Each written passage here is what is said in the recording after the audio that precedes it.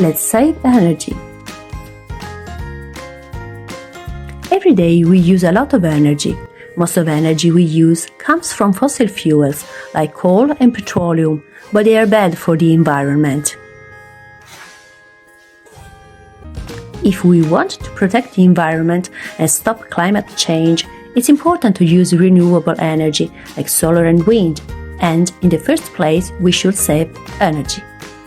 Walk or ride a bike instead of using the car or scooter. It's great exercise and it reduces your carbon footprint too. Write on both sides of a piece of paper and use recycled paper. It's important to save water and energy because to produce one piece of paper you need a lot of water and energy. Turn off the lights.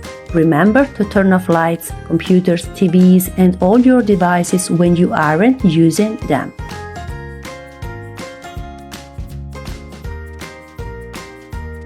Water is very precious, so it's important not to waste it. Use a glass of water instead of running water to clean your teeth. Wash dirty dishes in the dishwasher, not in the sink. Have a shower instead of a bath. Use a reusable water bottle. It's a way to reduce waste and save energy.